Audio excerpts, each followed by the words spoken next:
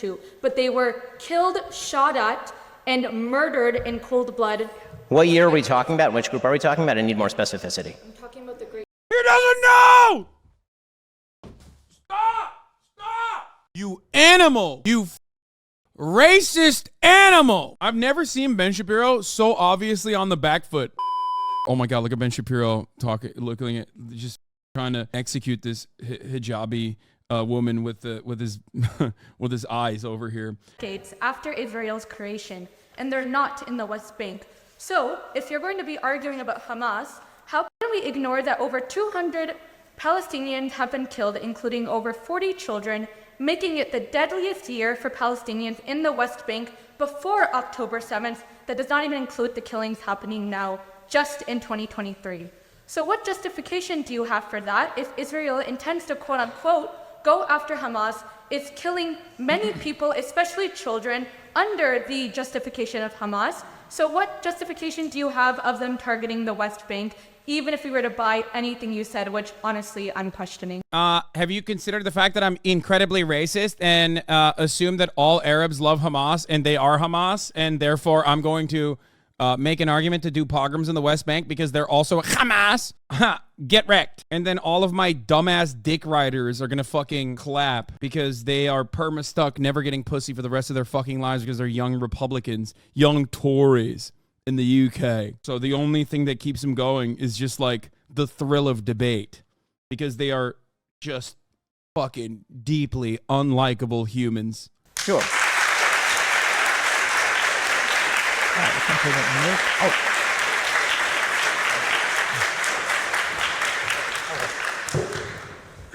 So the casualties that have been incurred in the West Bank are prior to October 7th largely. There have been many since October 7th because there have been many conflagrations between the IDF and the Palestinian Authority and Islamic Jihad members in the West Bank. There's significant violence over the course of the early part of this year. There's a breakaway group from the Palestinian Authority. It's called the Lions. The Lions were a small terrorist cell, the Lions Den. They were committing acts of terror in places ranging from Jerusalem to areas of the West Bank. And the IDF was going in and making operational decisions to kill many terrorists in these areas. Yeah, he did that. He did exactly what I said. He did exactly what I said. He said literally, no, the IDF is killing terrorists in the West Bank. Yeah, the IDF, which by the way, is currently, if we're looking at international law, what the IDF is doing in the West Bank is terror. What Palestinians do in the West Bank is self-defense and perfectly legal. You need to understand this. When Ben Shapiro talks about the West Bank and says the IDF has to occupy that area and they have to go and kill people, he is 100% in the wrong, okay?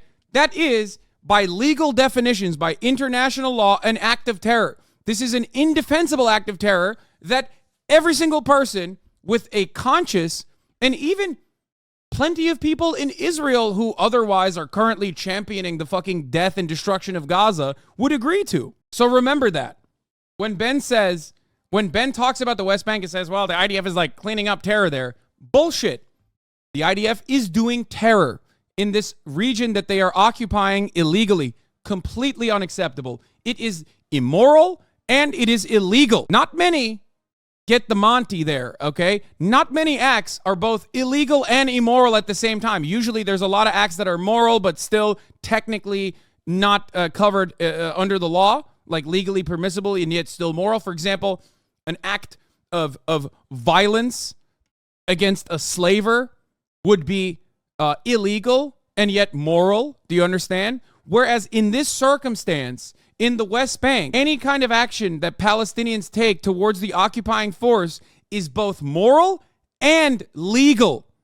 Okay? Like 100%. And you rarely ever get that. You rarely ever get a situation where you're in the pocket entirely. Okay?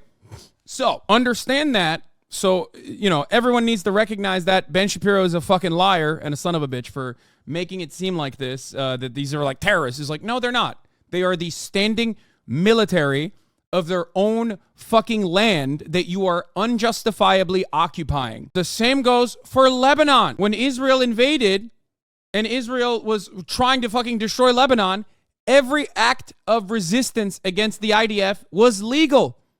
Was not only legal, but also moral. Same with Iraq. Same with Afghanistan. When America goes into another country and invades another country, resistance to that invasion doesn't matter what our fucking fifis are about the matter, okay? Doesn't matter what mainstream media tells you. It is perfectly legal and perfectly moral to resist against an occupying force. I'm not saying the same thing about Israel proper. There is a distinction there, and that's an important one, okay?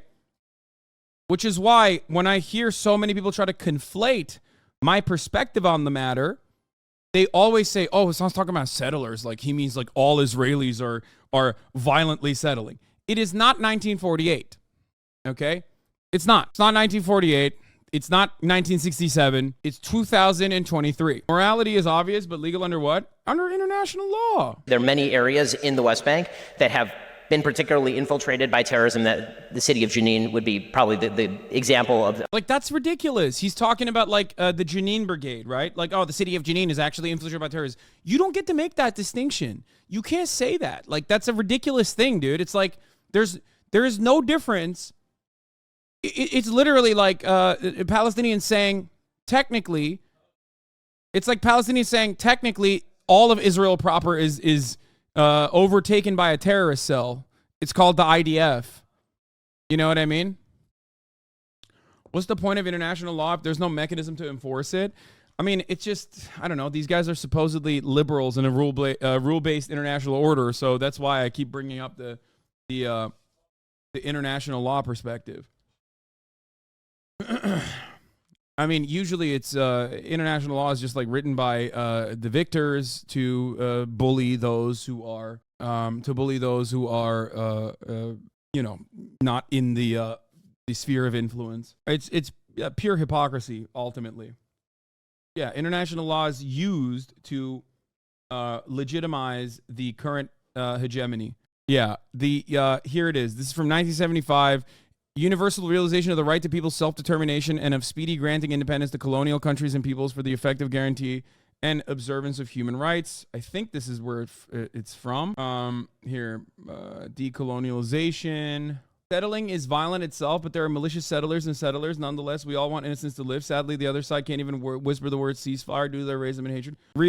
One reaffirms the inalienable right of all peoples under colonial and foreign domination and alien subjugation to self-determination, freedom, and independence in conformity with General Assembly Resolution 1514 and other relevant resolutions in the United Nations. 2, renews call to all states to recognize the right of self-determination and independence of all peoples subject to colonial and foreign domination and alien subjugation, and to offer them moral, material, and other forms of assistance in their struggle to exercise fully their inalienable right to self-determination and independence. 3, reaffirms the legitimacy of people's struggle for liberation from colonial and foreign domination and alien subjugation by all available means, including armed struggle. That's the key here. 4, demands full respect to the basic human rights of all individuals detained or imprisoned as a result of their struggle for self-determination and independence, and strict respect for Article 5 of the Universal Declaration of Human Rights, under which no one shall be subjected to torture or to cruel, inhuman, degrading treatment, and their immediate release, which also is another thing that Israel violates regularly. 5, welcomes the recognition of governments of Portugal to the right of all peoples under its colonial administration of self-determination and independence. 6, urges the government of Portugal to continue to ensure the process of decolonialization. Okay, so do you not realize that all of Palestine is colonized? It's not just the West Bank.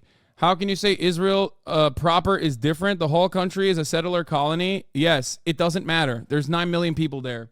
And also, your perspective on the matter is not even the fucking popular perspective on the matter. Your perspective on the matter is not even like a perspective that more popular groups have held since like 1967.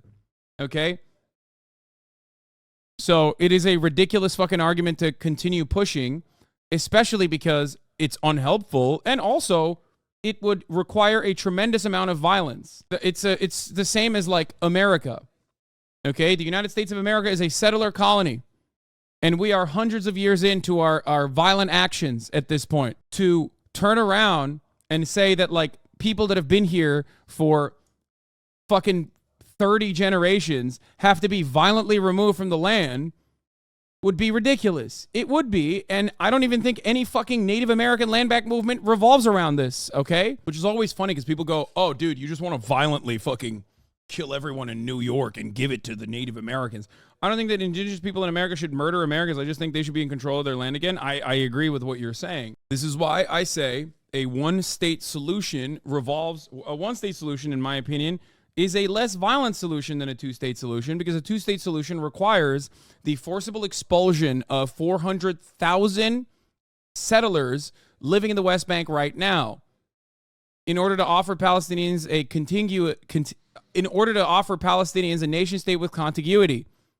Okay? This is, by the way, what would be legal. It would be the first step in the legal process of ridding the West Bank of an unjustifiable, immoral, and very violent occupation that has made Israel into an apartheid state since 1967, okay? So if you don't want to do that, if you don't want to fucking violently have almost 500,000 Israelis, and then we have the Jerusalem problem as well, which, you know, that is another at least 200 to 300,000 people living there in East Jerusalem, occupied East Jerusalem. So even if you were to just look at only the West Bank, there is still 450,000 settlers living in the West Bank, okay? They have been delicately partitioning Palestinian villages with the specific purpose of, like, you know, robbing them of their own land, which they have. It's like 75% of the entirety of West Bank is now occupied. 100% of the West Bank is occupied by the IDF, but 75% of the land is, like, directly now overtaken by Israeli forces or Israeli citizens. Settlers that live in the West Bank are in their everyday engaging in an act of terror. Settler colonial terrorism. That is what they are doing, okay? 100%. Now, what is to be done? They have partitioned all of the Palestinian territories in the West Bank to 3 areas, which even then they also occupy some of those areas as well. Here, I used to be a two-stater as well, for the record. I am no longer a two-state solutioner, okay? I'm a one-stater for this reason, because there is no way out of this. This is an idea that the PFLP also was aware of, and even the PLO was aware of from the jump, from like the 60s onwards. Many of the popular movements were in recognition of a one-state solution being the only way to go about it, a secular one-state. Time and time again, they openly also mentioned that despite the fact that they were interested in violent emancipation, given how violent the colonial occupation was, they openly stated that they would not forcibly expel Jews from the land. That the idea, for the most part, is that much like in Algeria, if there was if there was a post-colonial movement that succeeded, the Jewish population that wanted to stay there could absolutely stay there, and yet many would just simply flee somewhere else, okay? Flee back to Europe, flee back to another country, and that inherently is definitely violent. I understand that. This is precisely the reason why, as tactics evolved and as the apartheid regime evolved and calcified and solidified itself as a permanent fixture in the Middle East, a systemic subjugating factor on Palestinian populations, that there was increased Jewish population in the area, in Israel, as the country's population grew to 9 million, 25% of which are still Palestinian citizens of Israel. The understanding shifted as well. I'm French Algerian Jew, Sephardi Haredim, and I also have lots of Muslim family, but we are anti-Zionist. Don't forget, a two-state solution is also impossible, because remember what happened when Gaza settlers were forced out of Gaza? If the IDF did the same in the West Bank, it would become Algeria in 1960, i.e. a pseudo-civil mutiny of sorts where members of the IDF side with the settlers, etc. Yeah, there's also that aspect too. In 2005, the Israeli government forcibly pulled out all of the settlers from the Gaza Strip, okay? They acted like this was an act of kindness when it was not. When they forcibly pulled out the settlers, they had 8,000 settlers that were living in the Gaza Strip. They forcibly pulled them out. Remember those like greenhouses that all Zionists love talking about, the greenhouses? They had greenhouses, and they like... You know, the Palestinian Arab dogs don't know how to deal with the greenhouses. You know who fucking destroyed those greenhouses? The motherfucking settlers did. They broke down the majority of the greenhouses. And the Israeli government that was supposed to fucking, teach them how to use the greenhouses didn't do that, didn't offer material support, and actually cut the water to those greenhouses that were coming in from Israel proper. Anyway, so that's besides the point. My point is, those 8,000 settlers were violently removed by the IDF from the settlements that they lived in. That was an act of violence. It was an act of understandable violence, but it was an act of violence nonetheless. Where did those settlers go? They didn't live in Israel proper. They fucking got shifted over to the West Bank. Yeah, they took them and they put them in West Bank. Yeah, this document here. This is from 1969, okay? You said Control F Democratic Solution for PLFP. Here. This is the Popular Front for the Liberation of Palestine, which was formed after, what was it, like 2 different groups merged. I think it was like the Revenge. Hold on, I don't want to fuck this up. I'm going to give you the actual group. The Popular Front for the Liberation of Palestine is the second largest faction and the main opposition force to Fatah within the PLO. The PFLP, which styles itself as a revolutionary socialist group, has been in decline since the 1980s following the collapse of the Soviet Union, which had been its chief benefactor. Its standing has been further challenged by the emergence of non-PLO groups such as Hamas and Islamic Jihad. The group was co-founded by George Habash, Naif Hawatmeh, Wadi Haddad, and Ahmad Jibril as an umbrella organization for Marxist-Leninists and Arab nationalist groups. It still exists, but it is like around 3% popularity at this point. Okay, when you say, no stop, Arab nationalism will never work, what you also fail to consider is that the original formation of Arab nationalism was supposed to be a post-colonial action.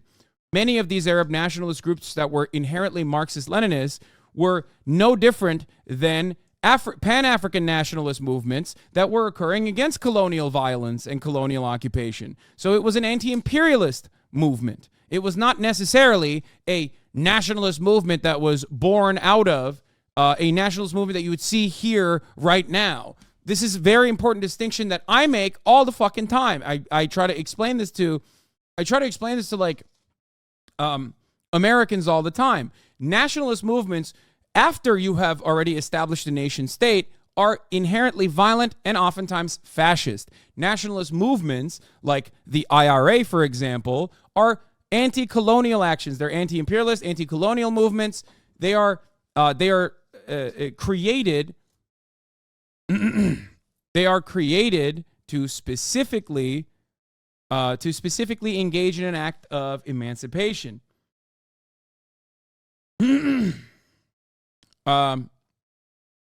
Anyway, the group was co-founded in 1967 by George Habash. I said the PLFP opposes serving in governments under the Palestinian Authority and has been critical of their policies, particularly regarding security coordination with Israel. Okay, which is very unpopular. The Palestinian Authority's security cooperation with Israel is seen as a gross stain, and why wouldn't they feel that way? Because the Palestinian Authority is basically a part of the security apparatus of Israel that dominates people's lives, engaging in an act of unjustifiable violence in the West Bank against Palestinians that live there in their own fucking homes, in their own ancestral homes that they've lived for hundreds of fucking years. It is widely seen as betrayal. The reason why that's important for many of you to understand is because every single time, every single step of the way, whenever Palestinians have cooperated with the Israeli government has used them as a weapon against Palestinians rather than offering them the reasonable conciliatory demands that they were making, like autonomy, a right to self-determination. The Israeli government has literally fucking utilized the conciliatory Palestinian groups that started off very popular, okay? 83%. That started off very popular, that put down their arms in an effort to engage with the Israeli government as equal actors, even though they were never equal actors at all. These are the guys. These are the guys that got fucked over deliberately by design. Okay, something to always consider when you're like, how did Hamas came to be? Is it because Muslims are violent barbarians who just like want to do anti-Jewish hate crimes in the name of Allah, or is it because Israel very purposefully, as a part of its state policy, both openly and quietly always wanted to deal with more militant factions that they could cast away as terror cells because they knew that its continuation required Western cooperation. Okay? And and how do you continue Western cooperation? Well, you take all of the fucking guys that are, that deal with the American administration, that literally get funding from the CIA, like Arafat or others under Arafat in Fatah, and make sure that they are only seen as a part of the Israeli security apparatus so that people recognize that they're not getting anything done. The democratic solution, rejection of the chauvinistic and reactionary Zionist colonial solutions, which are based on recognizing the state of Israel as one of the facts of the Middle East area, because these solutions, besides contradicting the right of the Palestinian people to self-determination in their land, consecrate the Zionist expansion entity in liaison with colonialism and are hostile to the Palestinian and Arab national movements and are all the progressive and socialist forces in the world. Number 2, rejection of the chauvinistic solutions of some Palestinians and Arabs, which were put forward before and after June 1967 and are based on the slaughtering the Jews and throwing them into the sea. Like, the founding charter of significantly more popular movements openly fucking, or time and time again has reinforced this value that it is not about throwing the Jews into the sea, knowing full well that that is how it will be represented regardless. It also rejects the reactionary solutions which are based on accepting the state of Israel within secure and recognized boundaries as exemplified in the November Security Council resolution. The aforementioned solutions are put forward at the expense of the right of the Palestinians to self-determination in their land, and because the solutions implanted in the Middle East area are a racist, capitalist, expansionist state dialectically in liaison with the world capitalism, which is hostile to the Palestinian and Arab national liberation movements, and are all the progressive and socialist forces in the world. Number 3, the struggle for a popular democratic solution for the Palestinian and Israeli questions to be based on the liquidation of the Zionist entity exemplified in all government establishments, army, administration, police, and all the chauvinistic Zionist political and labor organizations. The establishment of a people's democratic Palestinian state in which the Arabs and the Israeli Jews will live without any discrimination whatsoever. The establishment of, I'm going to repeat that one more time for those of you who are dense and are unfamiliar. This is why the from the river to the sea, Palestine will be free, being like being a concept that like isn't being a concept that just like means forcible expulsion and death and destruction to all Jews is not correct. The establishment of a people's democratic Palestinian state in which the Arabs and Israeli Jews will live without any discrimination whatsoever. A state which is against all forms of class and national subjugation and which gives both Arabs and Israeli Jews the right to develop their national culture. The Popular Democratic Front for the Liberation of Palestine calls on all the Israeli and Jewish elements and groupings who are hostile to Zionism and imperialism to support the above-mentioned solution and participate in the common Palestinian and people's armed struggle for the implementation of this democratic revolutionary solution. This is from the basic political documents of the Armed Palestinian Resistance Movement, and this chapter is specifically a democratic solution to the Palestine question. Basic political documents of the Armed Palestinian Resistance Movement from 1969. The Palestine Liberation Organization Research Center. I believe the chapter that we read was the Popular Democratic Front for the Liberation of Palestine and not the Popular Front for the Liberation of Palestine. The movements at the time, notice how there is no Hamas here? Because it did not exist. Because Hamas was not a thing. Hamas was founded in 1973 as a fucking Islamic charity. Its founding charter in 1988 as a political entity, while they were incredibly unpopular. Yes, that's mine. Thank you. Happened in 1988. The notion that these fucking guys are in any way, shape, or form anything but an offshoot of Palestinian resistance that basically shows the destruction of Palestinian lives as a resistance movement to the increasing brutality of the occupying regime, the increasing brutality of the Israeli apartheid state. That is what created Hamas. Okay? And even Hamas itself, in 2017, in an effort to get international recognition, chose to update their charter. And they did. and their charter is now woke. But that doesn't really matter. Everybody always talks about the 1988 charter because it's impossible to have that conversation. And also, there are still, at its leadership at least, Islamist elements. That in and of itself is true. Doesn't matter if the pre-2017, post-2017 Hamas and the government entity that has to engage in civic duties is very different. You have to start pronouncing your own name with the Hasan. Yeah. Now let's read the Likud charter. I will not do that because I feel like if I read you the Likud charter, I would get banned, or rather, if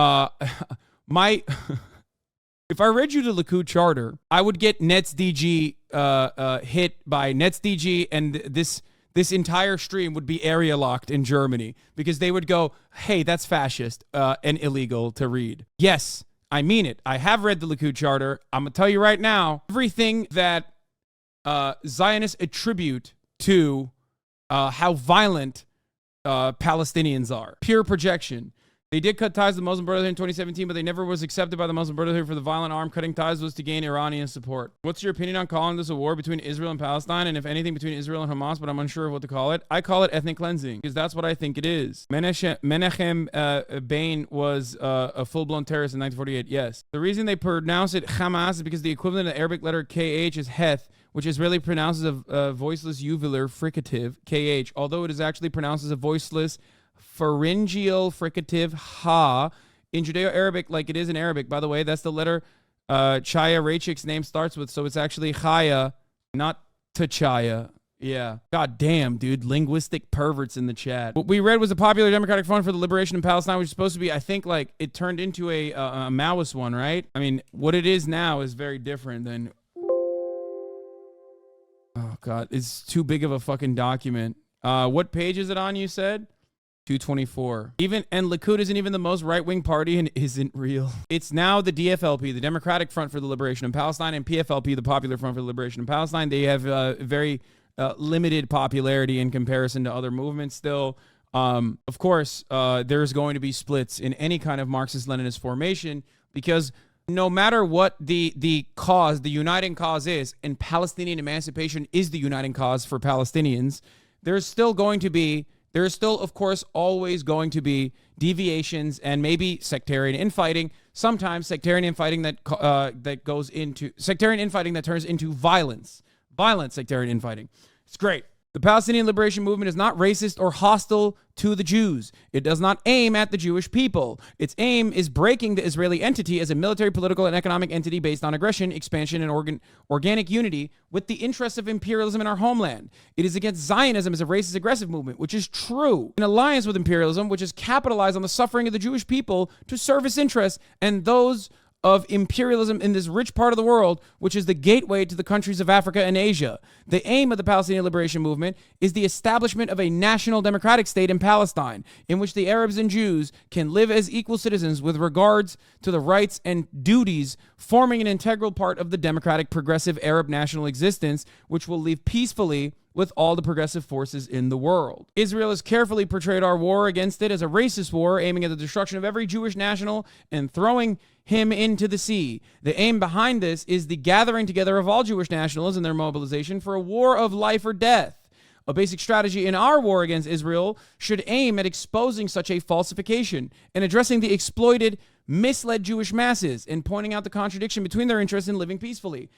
Do you understand when you see the infinitely more popular historic movements of Palestinian emancipation? Maybe you get a better understanding as to why Hamas was used as a counterbalance, demonstrating Zionist arrogance once again, thinking, much like the Americans have time and time again, oh, we'll just push this button a little bit, we'll just help them out a little bit, and then maybe there will be divisions in the Palestinian emancipation movement, right? But the real divisions did not come from any kind of funding. The real division did not come from any kind of funding for Hamas or anything like that. The real division actually came in negotiations. This, in my opinion, is one of the most important parts of this story. This arrogance of thinking that the more Islamist, fundamentalist cutouts were going to never be taken seriously by the rest of the world, and we can always handle them violently, and no one will ever look at us and say, you guys are violent for dealing with these terrorists. That was wrong. That was wrong, especially because Israel thought that it could control this occupation. That was also wrong. It was never going to be without cost. Now, there's a spiritual cost, in my opinion, because, as I always say, white supremacy also hurts white people, okay, without them realizing it. I mean, think about the popular idea that in the United States of America, why don't we have a lot of these social provisions that we normally would in our European counterparts? They enjoy, decent public transit, healthcare, all this kind of stuff. Why do we not have these social amenities? Well, because white supremacy is a very powerful force that completely makes it permissible to advocate against our betterment. Because, hey, guess what? Black people are going to take advantage of that shit too. This is how it has always been packaged and sold to people. The concept of welfare queens, the concept of a mixed income urban environment that is diverse being like a bad thing. The suburbs, every single aspect of American development has been tarnished by white supremacist attitudes that end up fucking over white people too. And they champion their own demise. And the exact same thing happens in Israel. Okay? That's exactly why Israelis took it to the fucking streets and were freaking out about their last secular institution, the Supreme Court in Israel, that's supposed to uphold the values that Israel is a European-style secular nation state. The only democracy in the Middle East. Come on, guys. How did they do that?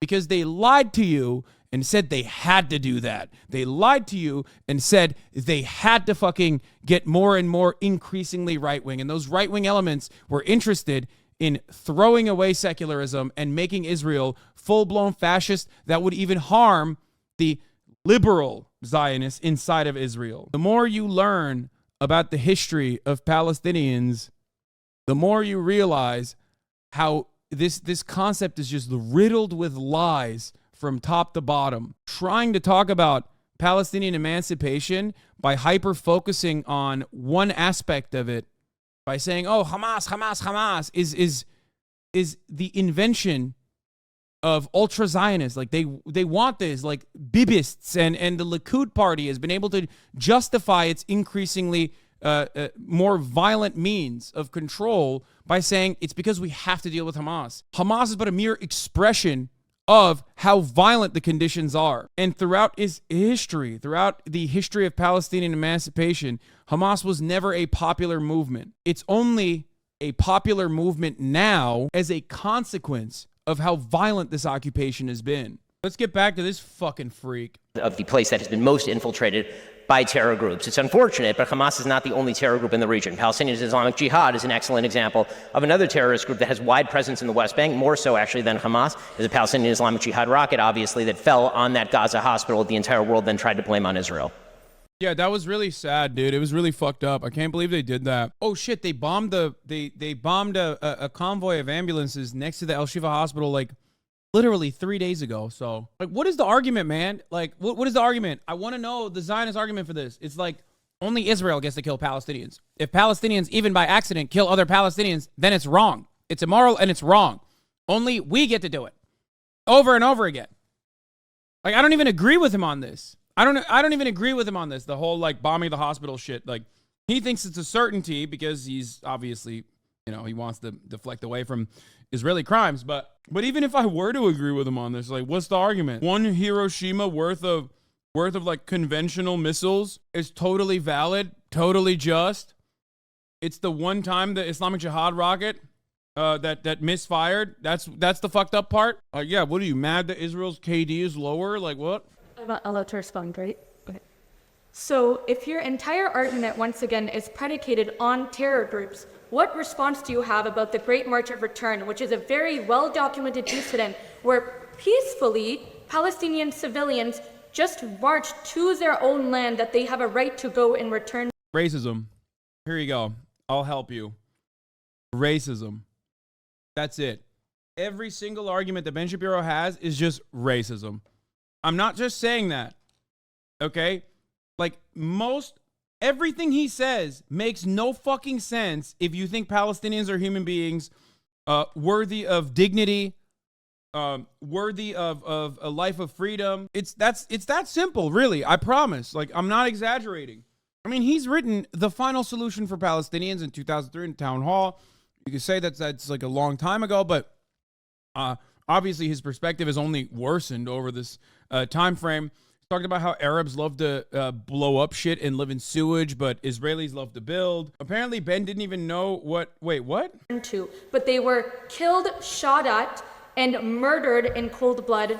What year are we talking about? Which group are we talking about? I need more specificity. I'm talking about the. He doesn't know! Stop! Fuck you! Fuck you! You animal! You fucking racist animal! He's like, what year? I need specificity, because I didn't hear about this because I didn't get updated on the Hasbara propaganda on this. Great March of Return. I know I'm asking for more specificity because I'm unaware of all the details of what you're speaking about. So the Great March of Return is a well-job. This is pretty cool. I've never seen Ben Shapiro so obviously on the back foot. I've actually never seen him so fucking obviously. I need to know what year so I can find out which terror group I can blame. Yeah, no, there is no terror group involvement in that. Which he should have just done the racist argument and been like, well, they were terrorists. Here. For those of you who don't know, the Great Right of Return was every Friday, Palestinian women, children, elderly, people in fucking wheelchairs, marching to the Gaza border peacefully. It was created by a poet to protest the borders and to say that Palestinians have a right to return to their own homes. The IDF sniped, no, it's not 2014, it's 2018. The IDF snipers killed around 200 people, including children, including a famous nurse that was shot and killed, which they then turned around and edited a video to lie and act like she said that she was a human shield. They killed old ladies. They shot a pregnant woman. They wounded so many people. They wounded thousands. One IDF sniper said he would take around 42 knees a day. There are even videos of snipers shooting children, like snipers filming themselves, filming their sniper rifle scope, shooting a kid. And this, of course, was not really covered by, I guess, Israeli media, or it's not really talked about because, like, I mean, it's just objectively immoral and completely unacceptable, like way worse than the top of the hour ad break. Austin is laughing. Yeah, I'm going to give the 3-minute ad break now. I felt shame. I felt shame about that. I felt shame in my heart for that one. That was fucked up. It wasn't covered in mainstream media at all. Yes, because at the same time, lo and behold, the American embassy was being moved to Jerusalem, a cause of great celebration under the Trump administration. That's what the fuck they were covering. And the very minor coverage that was afforded to the slaughter of civilians in the hands of the IDF, which the IDF has openly taken credit for time and time again, according to internal memos, internal documents, and also even generals openly stating that we have a process of saying yes to every single shooting, like where we talk about rules of engagement. Every single time a sniper rifle is fired, we have every single bullet accounted for. There's an authorization process. So it was completely ruthless, completely brutal. And of course, Ben Shapiro is oblivious to it because he's a fucking donkey. He is a fucking dumbass who does not give a single fuck about the truth.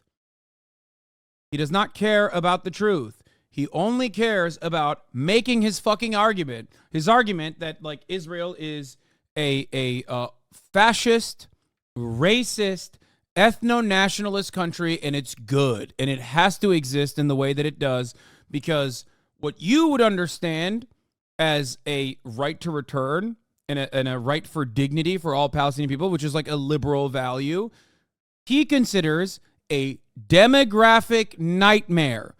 Never forget this. Every single argument you have with an ultra-Zionist will always revolve around how if you say you want a single solution, you want a single state as the only solution, they will turn around and say that a single secular, solitary state where Palestinians have a right to return is a demographic nightmare and can never be allowed. Democracy is a nightmare to those who want to maintain the apartheid state. Documented instance where many Palestinians, after a tweet by a Palestinian, encouraged other Palestinians to go march peacefully back to their land. Which land is theirs? What are we talking about? Occupied Palestine. Deflect, dude. He doesn't know. This should be studied. Yeah, he's on the back pedal. He's very quickly trying to deflect away from a fucking student debater. Are you talking about in proper Israel? Where are we talking about? Like which areas? We're talking about on the borders of Palestine, and we're also talking about their right to return to Palestine. There is no right to return. If you're talking about in Palestine, if you're talking about the land that is inside the 67 borders, there is no right of return to Haifa. There's no right of return to Tel Aviv. There's no right of return to West Jerusalem. So you have to remember that there are many, many, many elders who are older than the... He did it. He successfully deflected away. Now she's talking about right to return. She should have said, where were the terrorists? She should have said, where were the terrorists in that march? It's good to know that the supposed brilliant Ben Shapiro sometimes has to deflect away like this. I think I could clap him on Israel. Like, actually. I think many people with literally like an elementary understanding of Israel-Palestine could clap him. I'm not even kidding. I don't think you can. Really? He just got owned by like a 19-year-old who fucking asked about like a very important part of very recent Palestinian history. Are you kidding me? The fact that he didn't know what the fucking Great March to Return is like already, that means he doesn't know anything. I think we always assume that like people who portray themselves very confident online, and I don't think I'm one of those people. I think I'm very insecure.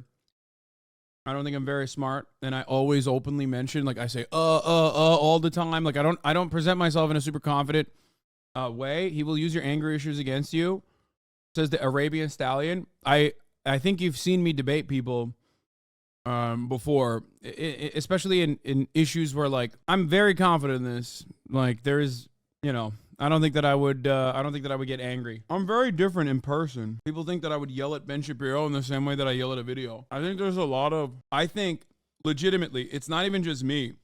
I think many people would be able to destroy Ben Shapiro on this issue because he's objectively in the wrong. So objectively in the wrong that most liberals, when facing the reality, understand it, which is why he has to constantly maintain the idea that like anything that you say is anti-Semitic, because debates are not won or lost by the actual merits of the argument. If that was the case, then there would never, ever, ever be a debate, because like there is the truth and then there is whatever the fuck charlatans claim it is, right?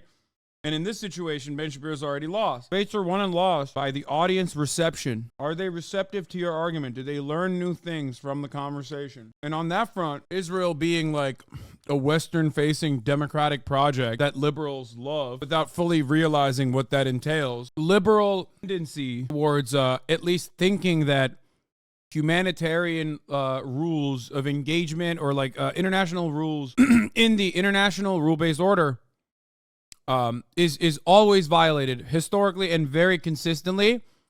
And if the only thing you have is national security concerns, you still can't justify maintaining an apartheid state. There is no argument for it.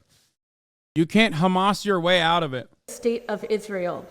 You have to remember that Palestine is not a Muslim land. You are equating this to a religious conflict. It's not. When Palestine, before it was occupied, you had Jews, Christians, and Muslims peacefully coexisting.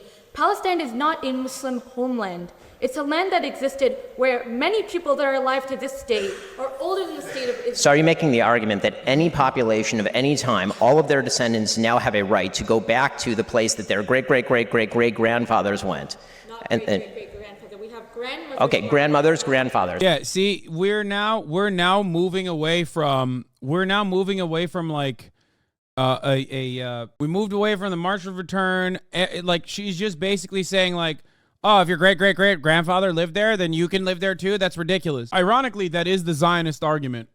So I don't know where he's going to go here, but I just want to maintain the position that he is also like shifted the conversation entirely. Is that the idea that you can walk across the lines of any sovereign state and simply claim the place that you said that you had, even though you never established property rights, and say the Jordanian West Bank, or you you never established property rights? Dude, that's fucking nuts. abandon this place in Haifa. So your claim is that right now people get to walk across the border of a They abandoned it. sovereign nation and simply set up shop in Haifa? This is your claim. So even if we were to buy what you're saying, which is obviously not true, I encourage you to Google about the Great March of Return, which was a peaceful resistance against the wrongful occupation of Palestine. Even if you were to buy what you were Can you just define wrongful occupation? Which part of Palestine is occupied? You're not answering my question. I mean, I'd like you to answer mine. Terror groups. I gave you an example of peaceful resistance. Yes. I'll give you an example. Which part of Palestine is occupied? Like, what do you mean, dude? You're the fucking smarty pants. You should figure this out, I think. Again, he's deflecting. He does not know what the Great March of Return was. Why would he know? Because it doesn't benefit him in any way. Most Americans don't know, so he doesn't have to do propaganda over it, so he hasn't established the talking points against it. This is why I'm saying it's like not that hard to debate someone like Ben Shapiro on this issue, because like I was trying to describe, debates are won and lost on rhetoric, and it's important for the audience to be more receptive to your argument. And because the facts are so completely not on his side, he has to rely on broader narratives.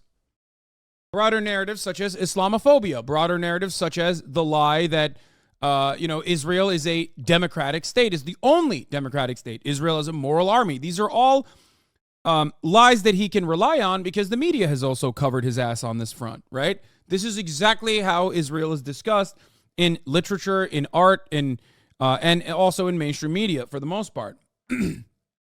So it's very quick and very easy work to counter this, because there are institutions that liberals broadly agree are valid, like the Human Rights Watch, like Amnesty International, like Oxfam, or like the United Nations. Institutions that liberals have to care about, because in their theoretical fantasies of a rule-based international order, these are institutions that are hailed up as like proper institutions. 2021 was a major turning point for pro-Palestinian emancipation for this reason, because 2021, at the beginning of 2021, in the spring, Amnesty International and Human Rights Watch openly admitted that Israel is an apartheid state. Israel had been an apartheid state at that point for like 50 plus years, but them admitting this was a major step, because if you're having this conversation, we're not having this conversation on the basis of morality or immorality. Everyone has already established their position on this. We're having the conversation on how you can get the broader majority of squishy libs to come to terms with this reality that we are playing a very significant role in the maintenance of an apartheid state. And when you bring this up, when you openly talk about that, when Ben Shapiro claps back, for example, by saying Israel's the only democracy in the Middle East, you go, you can't be a democracy when you're an apartheid state. Israel's an apartheid state. Yes or no? Is Israel an apartheid state? Ben Shapiro says no. Then you say, why do you disagree with Holocaust scholars, the Human Rights Watch, Amnesty International, and professionals that dedicate their entire lives to war crimes and human rights violations, that Israel is an apartheid state? How can you sit there and tell me that both Israeli activist organizations, like Israeli organizations dedicated to human rights, and numerous other former Israeli officials have declared Israel to be an apartheid state? Those who have fought and won against the South African apartheid state have always considered Israel to be an apartheid state. Why do you think your opinion is more valid in this front than all of these other people? Yes, that is an appeal to authority, because all debates for dummies who don't know this, is about rationalizing logical fallacies. This is not debate club. This is not fucking debate club where there's like actual rules that you have to follow. This is simply having a back and forth where you're owning and ritualistically humiliating your interlocutor. That's what debates are about. Why are you arguing a fact? You can't. That's the point. You can't like go against it. Also, it's not even an appeal to authority. It's expertise. An appeal to authority would be to part of the appeal to authority would be to say like, this guy's a psychologist and he says Israel's an apartheid state. That's an appeal to an authority. That's a logical fallacy. You can still engage in that, by the way, because a lot of the logical fallacies is exactly how people debate online. Their goal is not to like arrive at a fucking truth, no matter how hard they like maintain that position. Their goal is to just ritualistically humiliate their fucking opponents. That's what debates are for, because you wanna be able to throw as many talking points as possible, know exactly what your what your opposition's talking points are, and then teach your side what those talking points are and how to deal with them, while simultaneously maybe winning over like the people in the margins, like the people in the middle that hadn't made up their minds one way or another. Chomsky said this is worse than apartheid because at least in South Africa, white population needed the black population as their labor force. Yes, I know. You are anti-Semitic. He will say that the UN is anti-Semitic. He's going to answer anti-Semitism on every question because he can't answer, and then wins because he shuts down the conversation. Yes, but there is also a wonderful counter to that as well. But debate should aim to determine the truth. Man, come on, brother. I love you guys, but please, if you think that like debates online are to determine the truth, you are the silliest little Billy I've ever seen. Guys, Ben Shapiro is one of the best debaters online. Okay? Does that mean he has ever determined the truth of a matter? No. He's just very good at overpowering his opponents. That's it. Because debates are all about rhetoric. You can have all the facts on your side. I'll give you an argument. I'll give you a hypothetical, an example in theory. Ben Shapiro goes up against a squeamish, bookish nerd who is a climate scientist. Okay? They get together. They're in front of a massive audience. The climate scientist, of course, is, talking about well-established scientific community consensus on anthropogenic climate change. Ben Shapiro, on the other hand, is technically just, spreading filth and nonsense, but doing it in a way that overpowers his opponent. Who do you think will win that argument?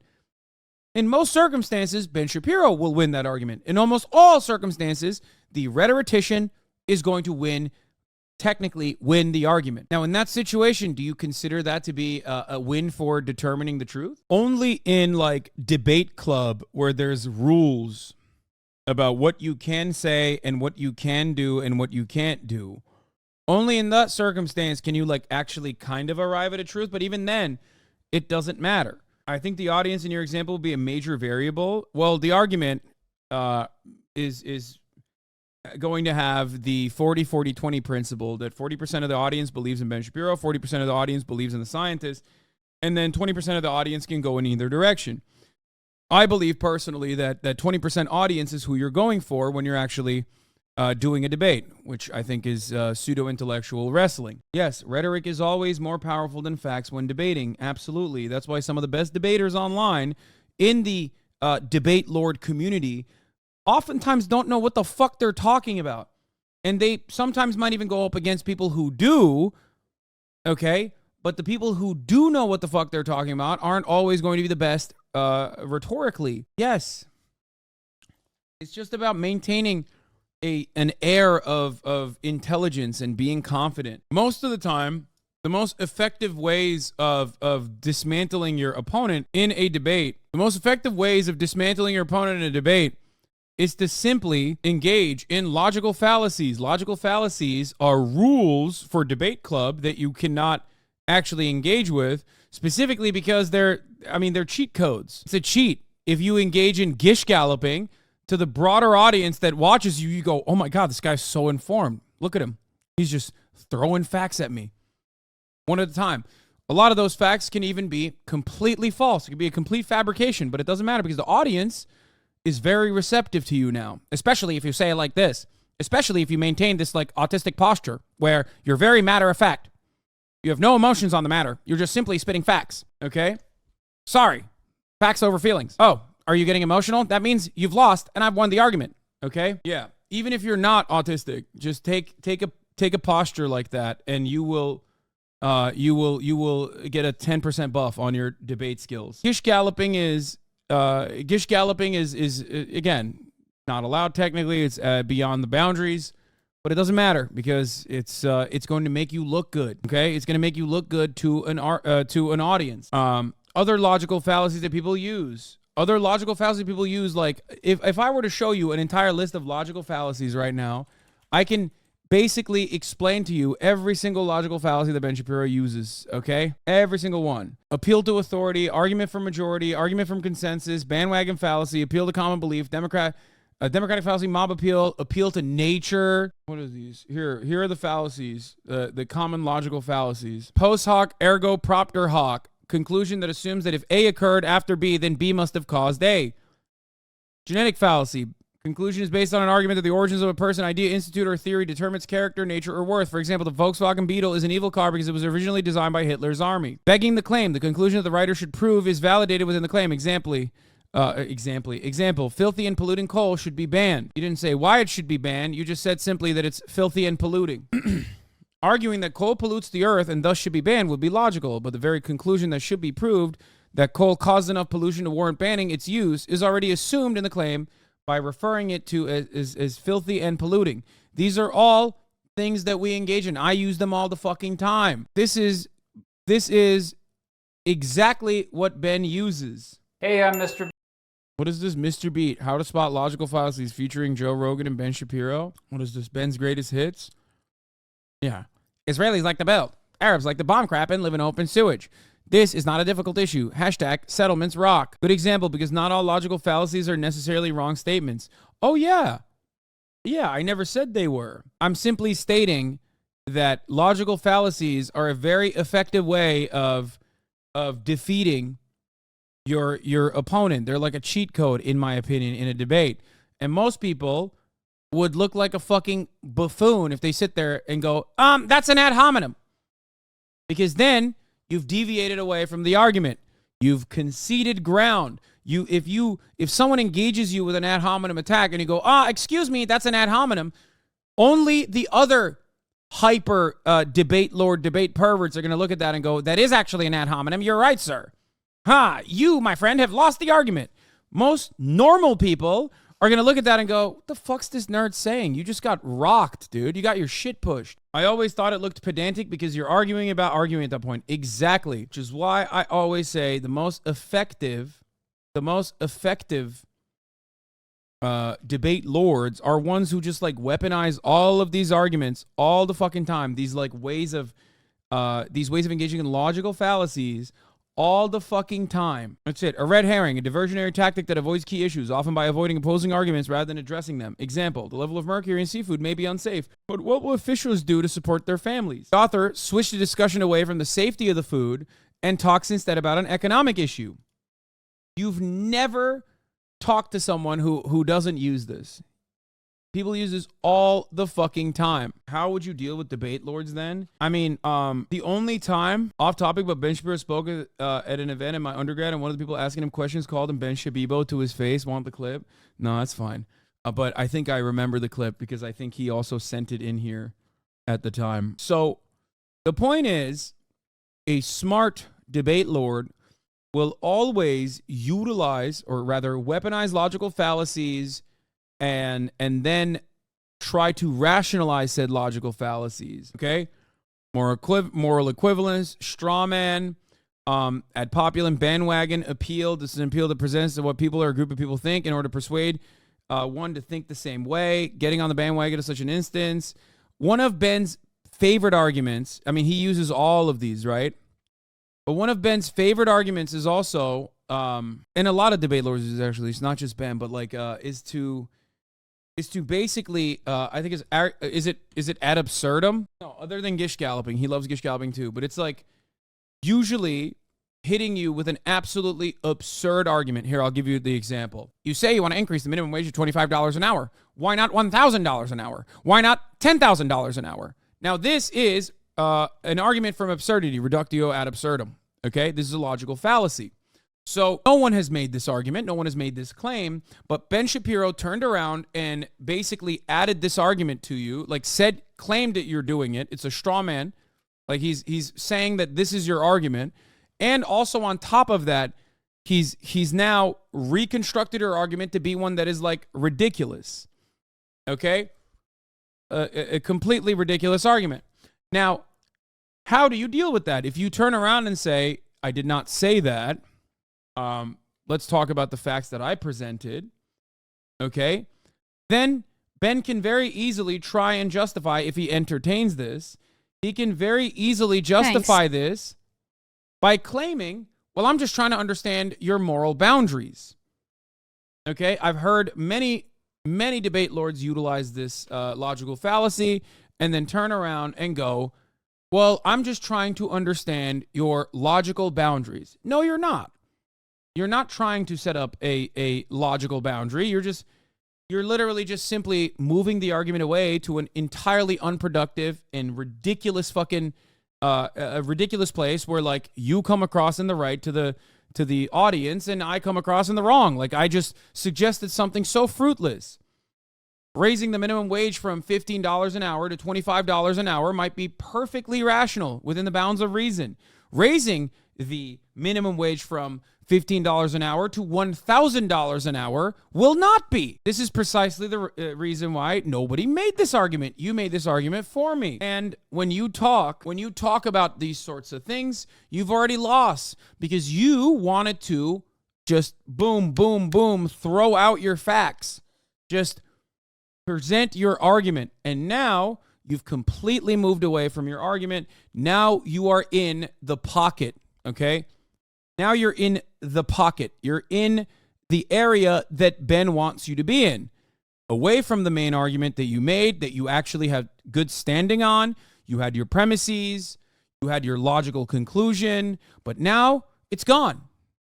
It's gone. We're talking about something entirely different. XQC calls this the rookie hole. Another way that debate lords engage in this is, yes, discredit your opposition and everything they will say will fall on deaf ears. Technically, it has nothing to do with anything. Like you're not on trial. You're not a fucking character witness. Let's say we're having a conversation about taxes. If someone fucking turns around and says, Hasan, you're a rich socialist, by the way. Well, okay. That doesn't change anything about the argument that I made. You just basically just said I'm a rich socialist. It's true. What does this have to do with the argument that I'm making? If someone who was a poor socialist, if they made the same argument, would you all of a sudden take that more seriously? Does that change the actual dynamics of the thing that I'm presenting? I'm doing an argument course in college and my professor uses exact argument to show a logical fallacy. Exactly. You are only bringing this up because you want to discredit me, even though technically there is absolutely nothing that is like inconsistent with the way I exist from my own logical boundaries, right? But the moment that I start talking about my own logical boundaries and why actually it's perfectly permissible to be a rich socialist, I'm going against 100 years of Red Scare propaganda and a cartoonish depiction of what socialism is supposed to be. And if the broader majority only knows what socialism is supposed to be, then it might as well be the truth. And if I were to like defend myself against that, then I've lost the argument because I'm now talking about myself and not about what the original argument was, what my position is on a particular tax, let's say. Just because I hate debate perverts does not change the reality that I know how to be a debate pervert. Okay? Where people were wrongfully shot at, including children, and you still can't answer about why that's justified. So, if again, I keep talking about Hamas and terror groups, and you gave examples of other terror groups, even though I gave you examples of civilians who marched and were shot at. But now you also arrive at this secondary problem. Those who are personally invested in this are going to be understandably emotional. And this argument does not favor those who get understandably emotional because they have a personal stake in the matter. Ben also has a personal stake in the matter, but Ben is coming at this from the position of the dominant force. So for him, he has a lot more leeway to get emotional. He has a lot more bandwidth. Whereas if you are arguing against the person who is dominating you, okay, and you have to make arguments for those who are being oppressed, who are experiencing a universal wrong, and you obviously feel for those people, and maybe even they can attack you personally and say you're a terrorist supporter, then, you know, he has all the power in this situation. He doesn't have to fucking freak out at all. It's going to take a lot for him to lose his shit. Even now, a few days ago, you had Palestinian people living in Israel proper, which is occupied Palestine, who are being shot at by farmers in their gardens and in their farms. And those people are being able to get away with shooting them with total impunity. So why is it that That's not true. Many of those people have been arrested. They're all currently sitting in Israeli Wrong! jail. Wrong! Those people do not get arrested at all. There are two different legal standards here. Palestinians can do whatever the fuck, Israelis can do whatever the fuck they want in the West Bank. Israelis have the same rights and same liberties as Israelis living in Israel proper do. However, Palestinians do not. Palestinians right now living in occupied West Bank and in Gaza have, especially in the occupied West Bank, are dictated by military law, okay? They are treated like enemy combatants. They have certain boundaries, but they are dictated by military law. They're governed by military law in the same way that up until 1967, Palestinian citizens of Israel were governed by military law inside of Israel proper. Okay? Once Israel occupied the West Bank and Gaza, then they at least gave some rights to the Palestinian citizens of Israel. Anyway, that's not true. You do not go to jail if you kill settlers. Kill settlers. If you're a settler, you do not go to jail if you kill Palestinians. Charges are pressed in only 4% of settler violence cases. I'll give you another example. Charges are not pressed even if you kill an American citizen. In most of the famous cases, whether it be 2003 Rachel Corrie in Gaza, where the bulldozer fucking literally killed her deliberately, okay? The person who was driving the bulldozer did not get charged with a crime. He was found not guilty. The IDF soldier that assassinated Shireen Abu Akleh near the Jenin refugee camp, that did so violating international laws, an actual war crime, like someone who's a press person getting fucking shot and killed by a occupying military force is completely and utterly just immoral, and also on top of that, unjustifiable. He was not punished either. First, they lied and said that it wasn't actually an IDF soldier. It was actually a member of the Palestinian forces there, like the Jenin Refugee Brigade. Okay? So, Ben is absolutely wrong. He's lying. He's not wrong. He's just lying. So, he just responded with a lie when he said that just shot at a Palestinian have been arrested. Was not arrested. I encourage you to look into this. I did look into this morning. And can I please get one answer before? He's wrong. He's just fucking lying. He's absolutely lying. There are incredibly few, incredibly rare instances where anyone even gets pressed charges, okay, in settler violence cases. How can you say this? How can you even say this when a dude who recently got a position in the Israeli, I forget what his position is. A guy who literally threw a Molotov cocktail at a settlement is now sitting in a position of power in the Israeli government. I forget the name of the guy is. Hold on, I'm going to pull it up right now. I'm going to try to figure it out. What's the guy with the Molotov cocktail guy? Like, he's literally an arsonist in the West Bank. Oh, this guy. Yes. Thank you. This guy. Ultranationalist, Zvi Sukkot, appointed head of Knesset West Bank subcommittee. Opposition lawmakers warn settlement activists will inflame tensions in the West Bank amid a wave of settler violence against Palestinians. Ultranationalist MK and radical settlement activist Zvi Sukkot was appointed Wednesday to serve as the chairman of the Knesset subcommittee for Judea and Samaria, which is, by the way, another gross distinction. It's the West Bank, under the permanent Knesset Foreign Affairs and Defense Committees. The appointment was condemned by numerous opposition MKs, as well, members of the Knesset, as well as anti-settlement groups who pointed out that Sukkot has a long history of radicalism in the settlement movement, and settler violence in the West Bank has spiked dramatically since October 7th. On the night of October 5th, Sukkot and a group of extremist settlers set up a sukkah, a temporary dwelling used during the Jewish holiday of Sukkot in the Palestinian town of Hawara, after a Palestinian terrorist shot at Israelis driving through the town. Settlers and local Palestinians clashed that evening. One Palestinian was killed in subsequent confrontations, although it was unclear whether he was killed by IDF soldiers or an armed settler. Dozens of Palestinians were injured as a result of the confrontation. He was rumored to have engaged in a mosque arson. Right? He was also arrested in 2010 by the police due to Shin Bet's suspicions that he was involved in the arson of a mosque in the northern West Bank, close to where he lived in the Yitzhar settlement. He was not charged over the incident, however. Sukkot was not drafted into the IDF after he said in his interview with the recruitment office that he had no trust in the military due to its participation in the evacuation of settlers from Gaza and northern West Bank settlements during the 2005 disengagement plan. He is literally unsuitable for military service for being too racist. That guy is in charge of the settlements, dude. Lo and behold, who got arrested 10 people got arrested on suspicion. The other 6 included Zvi Sukkot of Yitzhar, Eliran El Gali of Yitzhar, and Shlomo Gilbert of Ilan Moreh, all 20 years old, were still being questioned. He denied claims are a Yitzhar resident. In December attack, graffiti was sprayed in Hebrew on the mosque wall that said, "Get ready to pay the price." Prime Minister Benjamin Netanyahu ordered a 10-month lull in the permits for new settlement homes in the West Bank, not including East Jerusalem.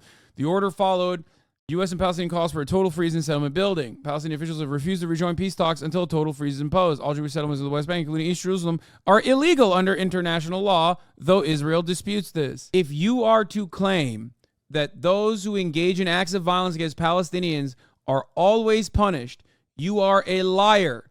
Not only do the perpetrators rarely ever get punished, but also on top of that, those who actually resist do get punished. They get killed by the Israeli occupying force. I'm losing my fucking mind that he's just openly lying about this. Really, because this is an interesting conversation.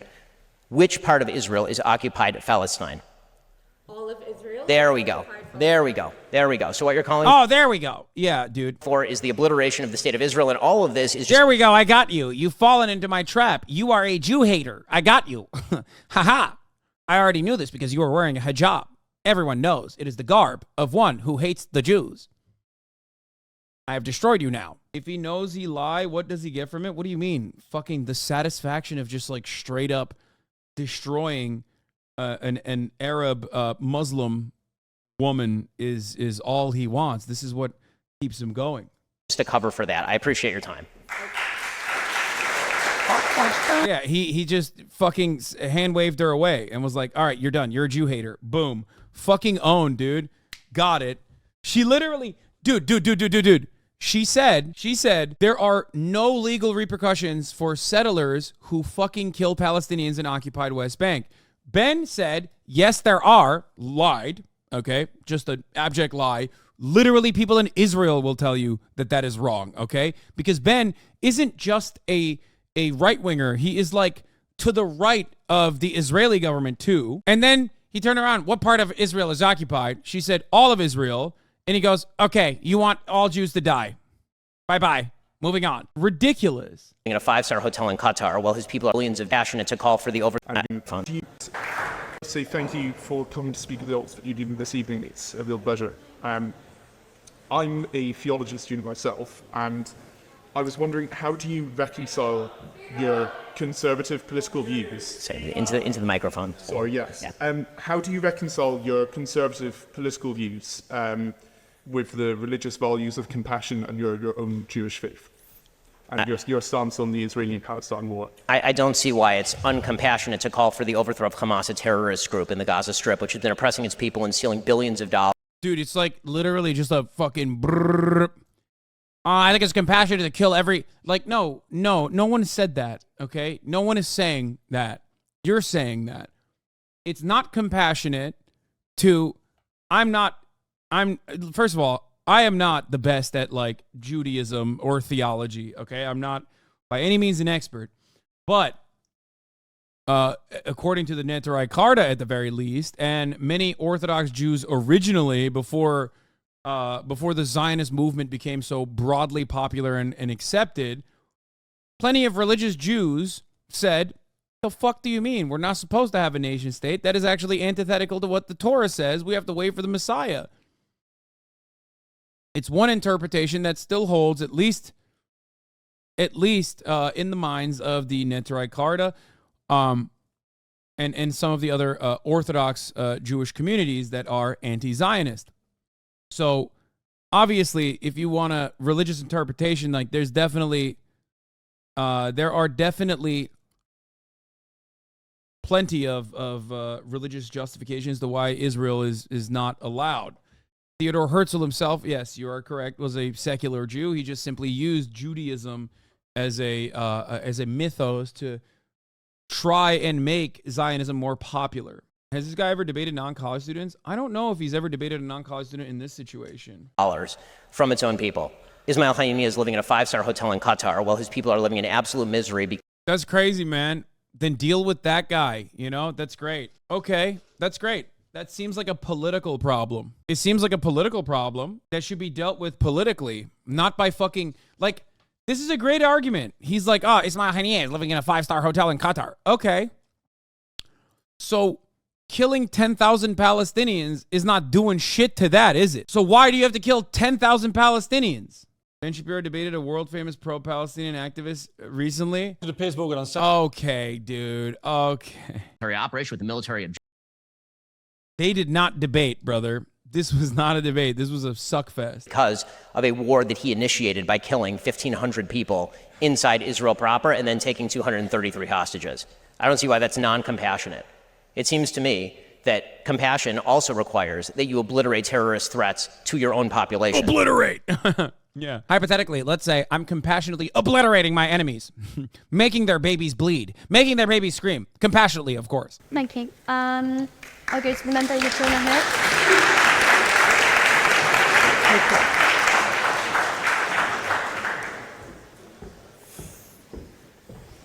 Can you all hear me? All right, what about now? Bro, this is crazy. Good to see you. I've been watching you since 2015. You started my conservative journey, and they also never mentioned that he's are. actually in Qatar because the U.S. asked Doha to host Hamas. If people don't understand how far to the right Ben is on this issue, he literally called out Tucker Carlson for not being genocidal enough. Well, Tucker Carlson is a little bit anti-Semitic. Not even a little bit. Tucker Carlson is anti-Semitic. So I think he says like anti-Israel shit from time to time so that he can get like pot shots off at Jews. So, I don't even know why I said a little anti-Semitic. I mean, he is anti-Semitic. I don't think Tucker Carlson is pro-Palestine because that would require him to side. That would require him to side with Arabs who he fucking hates more than he hates Jews, I think. Like, for a lot of white nationalists, they have these two conflicting thoughts inside of them right now in this moment. Do they rise to the occasion and utilize the anti-Israel sentiment to sneak in anti-Semitic rhetoric? Or do they let Israel continue its ethnic cleansing campaign because they fucking hate Muslims? So basically, depending on what kind of white nationalist you are, inside of you, there are two wolves, exactly, chatter. The anti-Semitic wolf and the Islamophobic wolf, right? So now these are competing.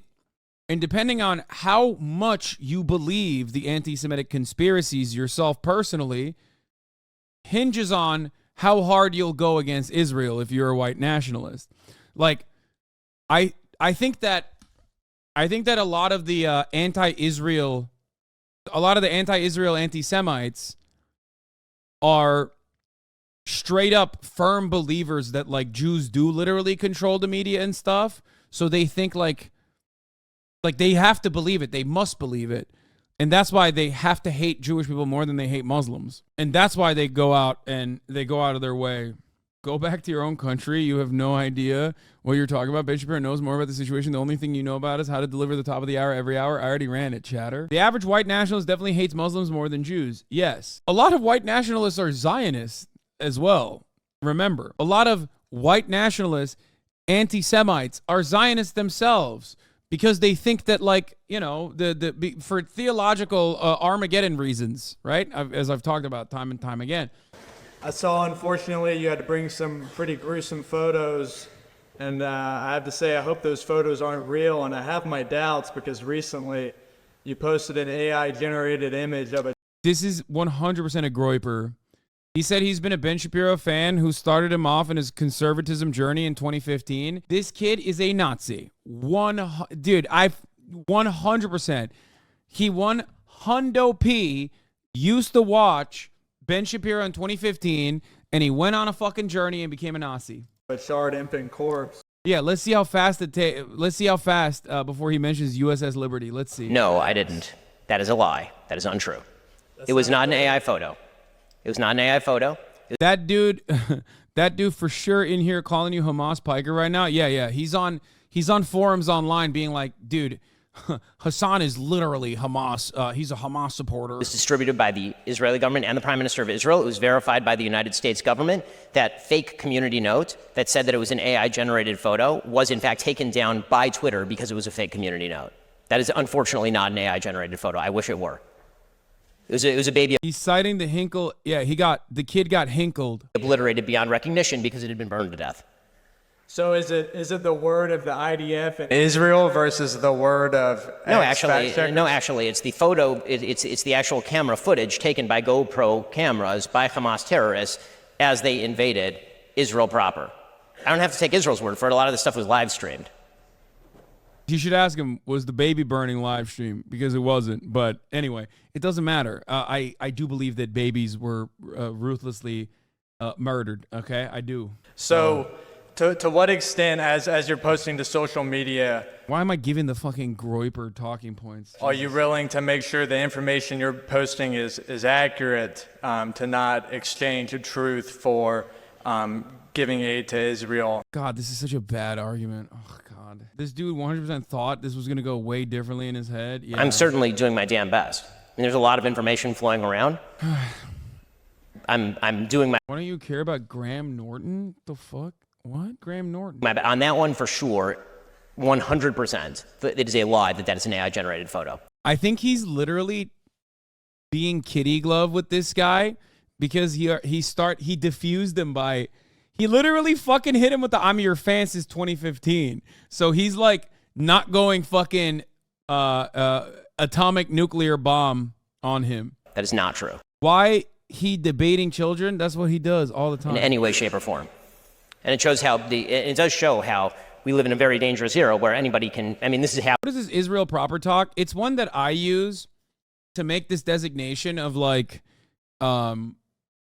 areas that is not the Gaza, areas that's not the Gaza Strip, and areas that are not the West Bank where Palestinians live broadly. That's what I consider Israel proper. A lot of people can use it because it's important to make this designation. Happening on a routine basis. You're seeing, for example, some of the pictures. They're horrible pictures coming out from Gaza, and a huge number of those are, of course, absolutely real. You're also seeing people who are repurposing pictures that are taken from Syria and then saying those are happening in Gaza. So, yeah, unfortunately, there is a lot of information that's floating around that is hard to kind of lock down and verify. That picture is 100% real, unfortunately. I sympathize with you because as AI gets more advanced, it becomes increasingly hard to discern information. So I know... I mean, this is going to be a serious problem as time goes on. Seriously, like the flow of information is going to be. Dude, notice how this kid literally hit him with the, why did you post a fake photo? And Ben is like so receptive to him still because all he had to say was, I'm a fan of yours since 2015. And also he's not wearing a hijab. So there's that too. Like Ben was infinitely more ruthless to the student who was wearing a hijab than he is to this fucking kid because he said he's a dick rider. More and more uncertain because of that. That I agree with on a general level. Awesome. Thank you for your time. Damn, he got fucking pushed and... After.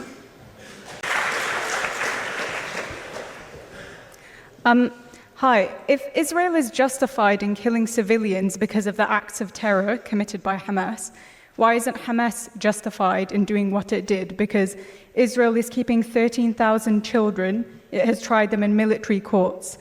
Since the establishment of Israel, 55,000 Palestinian homes have been bulldozed. So why isn't Hamas justified in doing what it did if we use your logic? So, are you ready?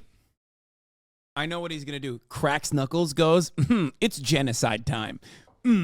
Pushes glasses to the brow ridge, cracks knuckles, goes, it's genocide time, okay? So the real answer is because they're Arab and therefore they're terrorists and therefore they're not real human beings by my assessment.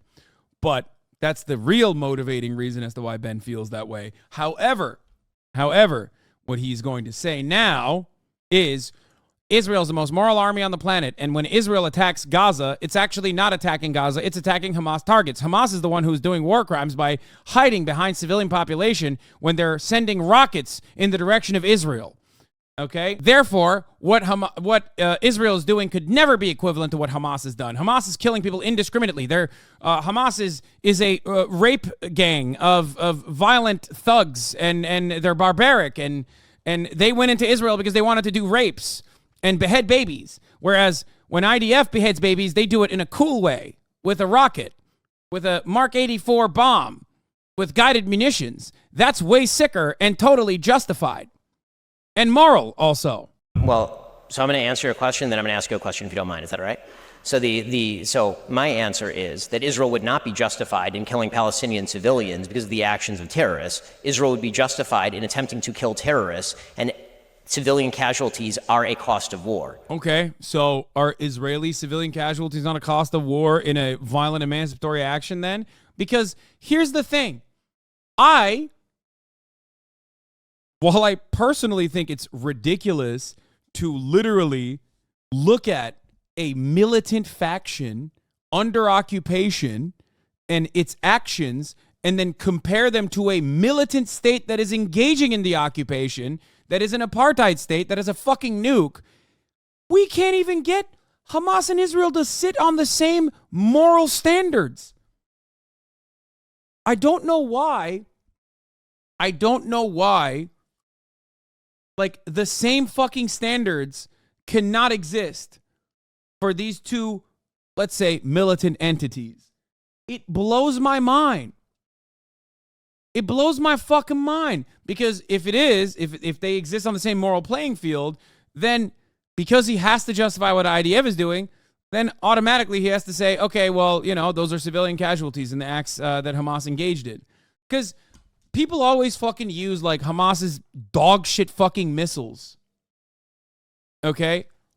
Like, oh, Hamas is sending, thousands of missiles into Israel.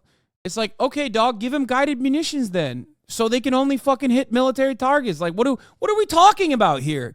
Like, you think they want to kill random civilians and not military targets? What are you, fucking crazy? Give them a fucking JDAM Mark 84 rocket, let it fly and see where they hit. If they use those rockets to hit civilian targets, then we can have a conversation about how maybe they're not the most moral army, but even then, they would still be on the IDF playing field. They would get to the IDF playing field if you gave them guided munitions. Of course, Hamas wants to hit civilian targets, question mark. The fuck do you mean? What do you mean? We don't even know. You don't know that, and neither do I. You want to know why? Because they don't have guided munitions. They don't. And even if they did, okay, even if they weren't lobbing like fucking backyard bootleg bathtub missiles into Israel, okay, into fucking Israel, even if they didn't have that, and they did actually have guided munitions and they fucking hit civilian targets, then they would literally reach Israel's level of immorality. Because just like Israel, since October 7th, Hamas did deliberately kill, or Hamas militants did deliberately kill and target civilians. So does fucking Israel.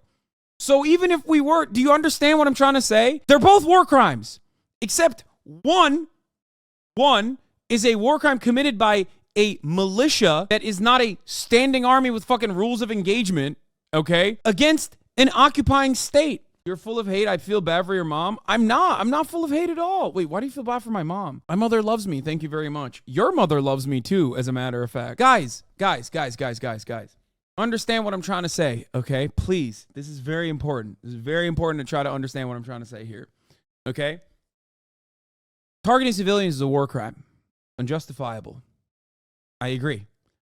Which is why I condemn Hamas, okay? We're in agreement there. But the other side does not condemn the IDF because they do not hold the IDF to the same standards that they hold a fucking militant group that is violently retaliating to an apartheid state.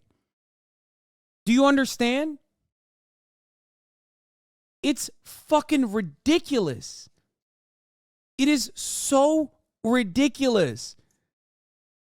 One is a militarized state that is an occupying force on 5 million civilians, okay?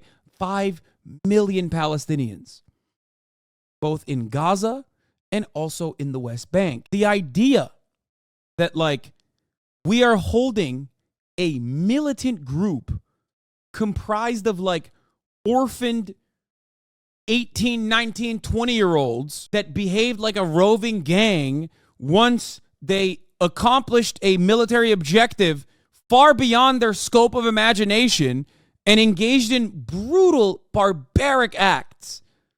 And they certainly did, okay? The idea that we hold them to a higher standard than the motherfucking Israeli state is mind-boggling. Like, that's crazy. That's crazy. What are we doing? Really? Like, those guys are supposed to be the most moral army, but Israel, on the other hand, who we claim is the most moral army, accidentally keeps killing fucking civilians, even though Hamas doesn't have a fucking registry of every single Israeli living in Israel proper. Israel does. They have the registry, the population registry of every single Palestinian living in Gaza. That's why they fucking call them up before blowing up their houses. That's why when they blow up a journalist's house, it's extra fucked up. Because you know that shit's not an accident. You know that shit is by design. You know that's fucking targeted. They know where every fucking Palestinian lives in the Gaza Strip. And they blow their shit up on purpose. They have guided munitions and they blow civilians up on purpose. They have superior firepower and they kill civilians on purpose. 3,000 plus children have been ruthlessly slaughtered. God, you are so bad faith.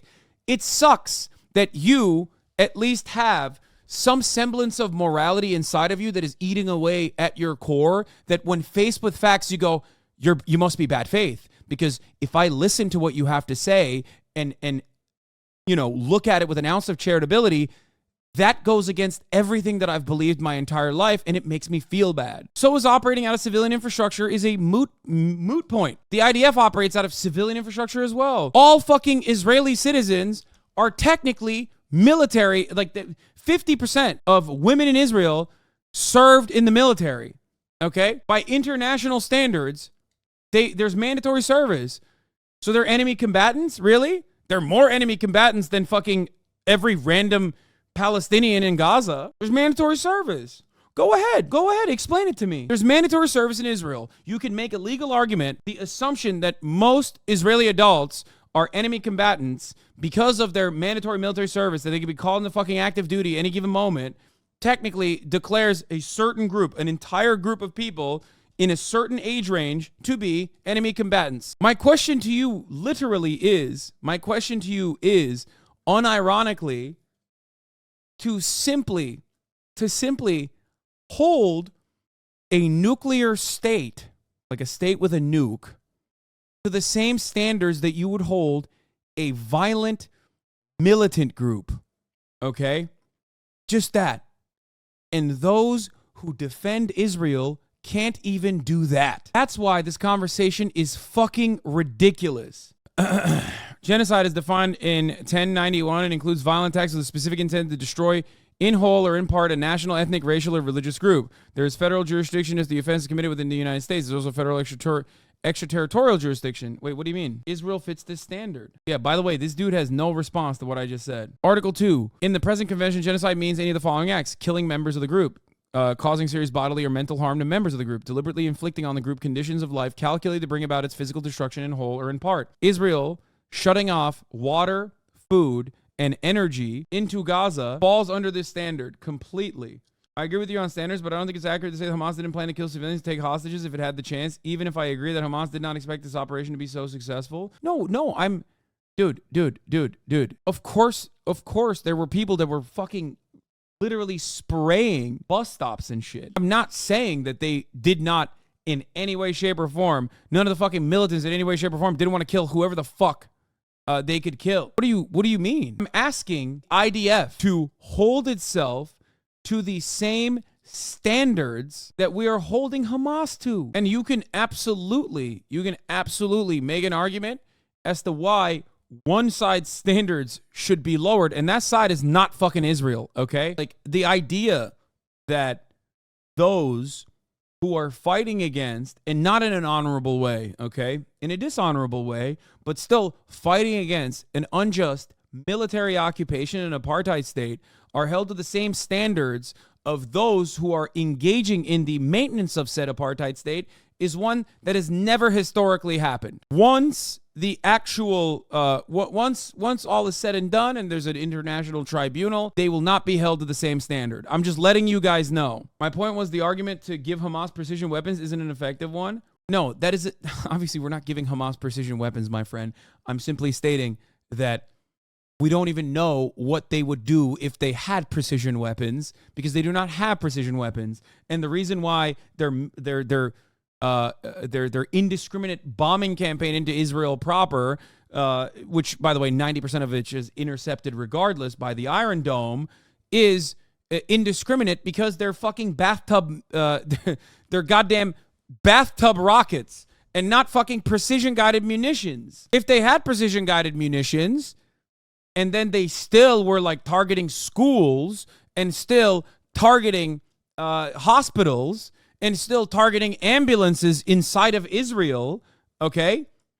If they were doing all of that with their air force and their artillery and actually ending up killing people inside of Israel, they would now officially have at least reached the level that Israel is at. And even then, there's still more room to go, because Israel also has their fucking entire population records. All right, let's get back to this. That is just a reality of life. During World War II, there were 70,000 Brits who died during the Blitz bombing, and there were 2 million Germans who died, civilians who died during World War II. And I don't see a lot of monuments in Britain because of the 2 million civilians who died in Germany. The costs of war are brutal. They're terrible. I like that what we did was so fucking ruthless that, like, it is probably the most, like, indefensible part of World War II, one that, like, Howard Zinn and Kurt Vonnegut, who have personally talked about, and how it was like a radicalizing moment for both of them in different directions.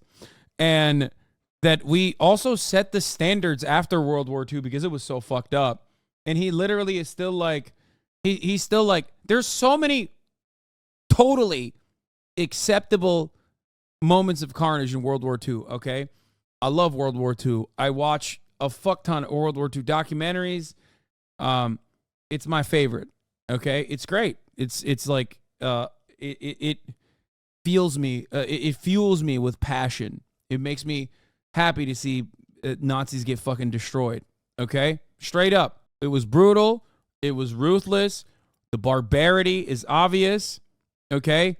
But it was a just cause. To compare attacking the Nazi machine that was a militarized state with bombing your concentration camp because there's 35,000 militants amongst the densely populated civilians is a psychotic argument. And it's just ridiculous. Completely ridiculous. That They're horrifying. There's a vast difference in moral scope between deliberately going into a civilian area and murdering everyone you can find and trying to kill a terrorist who is deliberately hiding beneath a civilian area, hiding their rockets in civilian areas, starving their own people. There is a vast difference. Okay, so now I get to ask my question, if you don't mind. So my question is, do you believe that there is... No, there is no... Wait, what? Vast difference? Like, he's just saying, like, Hamas is indiscriminately killing civilians, whereas Israel is discriminately killing civilians. Okay, one's a militant group resisting an apartheid regime in a barbaric way, certainly. The other one is the apartheid regime, but they're discriminately killing civilians. How do you fucking leave this... How do you leave this conversation thinking like, oh yeah, no, the nuclear state is actually in the right? Unless there's a super secret third premise that's hidden. And that third secret premise that no one is really discussing is just kind of out there in the ether. Okay? It's just kind of flying around. And that third secret premise is that Arabs are not real humans. Like the Palestinians are not humans in this equation, whereas the Israelis are. That's it. That secret, racism. It's always racism. There is a moral difference between Hamas going into, for example, Kfar Aza and murdering entire families, and Israel attempting to target terrorists and accidentally hitting civilians. Israel is effectively doing the same because Gaza is the most densely populated region in the world. There are 15,000 people per square mile. So does Hamas get Over immunity half of because the they're there? So population's Hamas gets children. immunity. So Israel has killed 3,500 children in the past 3 weeks. That's more children. That's more children than have died in conflicts around the world in each of the last 4 years. So just to be clear, your logic is that if you're a terrorist group located in a densely populated community and you hide behind civilians, you're now immune. Where are the children meant to go? So you're immune. Okay. That's Where a are they violation meant of to the go? Geneva Conventions, but okay. You're now immune. Your logic is What that... do you mean you're immune? No. Asking for the same standard doesn't mean that you're immune. What the fuck? He literally is just saying, I have to shoot through these babies. Like, I have to shoot through these babies. You can't say that's a violation of the Geneva Conventions when you're talking about fucking Hamas, while simultaneously, when you're called into question about defending the acts of the IDF, you go, fuck the Geneva Conventions. You can't do that. I've heard him literally say, the Geneva Conventions. You're a Hamas terrorist. Sorry, since 2005, 23 out of every 24 conflict deaths have been Palestinian. I don't see any moral equivalency there. It's clearly unjust what the IDF has been doing to the Palestinians because there's a vast disparity between the number of Palestinians being killed and the number of Israelis. I mean, I would The certainly hope that disparity Israel is huge. killing more Hamas This isn't members. a conflict. Wait, I would certainly hope that Israel's killing more Hamas. Dude, look how fast and loose he plays with Palestinian and Hamas. No, Ben, that's racism. And you did it. Except because a lot of people are racist, they don't recognize it. They go, yeah, no, that's true. There it is. That's the distinction. I would certainly hope that Israel's killing more Hamas. No, she said Israel's killing more Palestinians. You said they're Hamas. You're also personally admitting that you can't kill Hamas without killing civilians and that is an acceptable casualty. It's not. And the reason why you can't kill Hamas without killing civilians, unlike in prior sieges where at the very least, like, civilian casualties are not as excessive, like if we're talking about Raqqa or if we're talking about Fallujah, where even then there's like a tremendous number of civilian casualties, but still nowhere near as bad as Gaza, is because America doesn't maintain or did not maintain Fallujah as its own concentration camp that they wouldn't allow civilians to leave. That's the fucking difference. He didn't misspoke. He's just saying every Palestinian killed is Hamas. Yeah. This isn't a conflict. This is one-sided ethnic cleansing. Yeah, why hasn't the IDF posted their W's if they're wiping out Hamas? I haven't heard a single name drop after 4 weeks.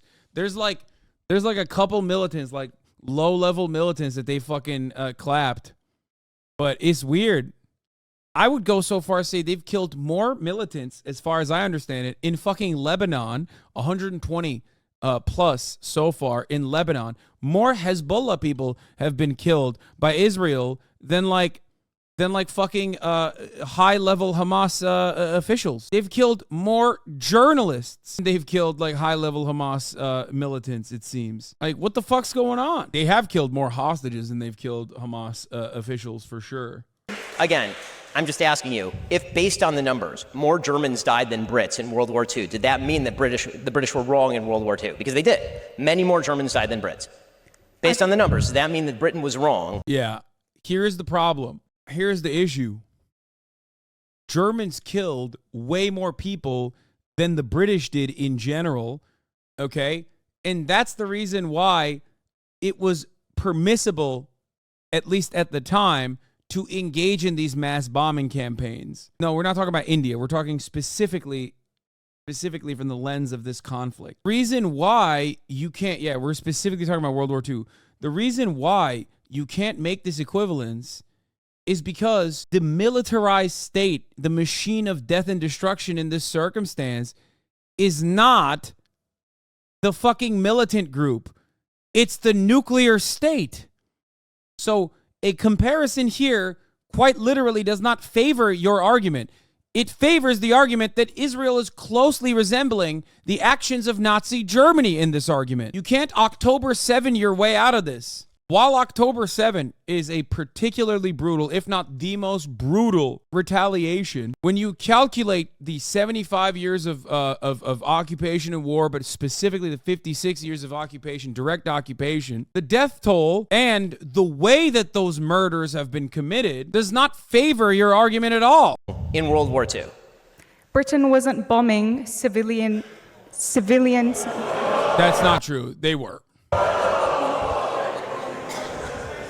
There's a clear difference. You should talk to the people in Dresden, but you can't because they're dead. There's a clear difference. The argument here should be, did Britain have the population registry of every single person living in Dresden and deliberately fucking bomb them with guided munitions? Oh, wait, no, they didn't, because 1, it was not occupied British territory. 2, they did not have the population registry of Dresden. And 3, they did not have guided munitions. Okay? And 4, they were fighting against a militarized death machine. The militarized death machine in this circumstance is Israel, not Hamas. Also, Bomber Harris, chief of the RAF's bombing campaign, was disgraced for what was retroactively identified as war crimes, so Ben's argument has no foundation from the get-go. Dresden, 10,000% was military targets. Lamau, man. No, there's definitely, the civilian casualties in Germany was tremendous. It is probably the most contentious part of World War II. Why do you argue with the most contentious part of World War II? Unless you want to make an argument, like you have no leg to stand on, so you try to invoke some semblance of morality from the one fucking time that you think it's like totally valid to do something that is incredibly violent. Same with the firebombing of Tokyo.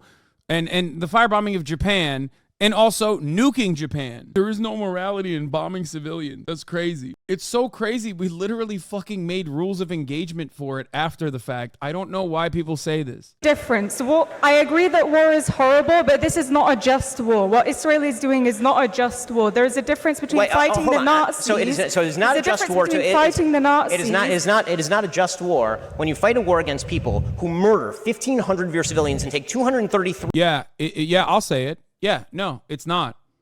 It's not. 100%. It's not.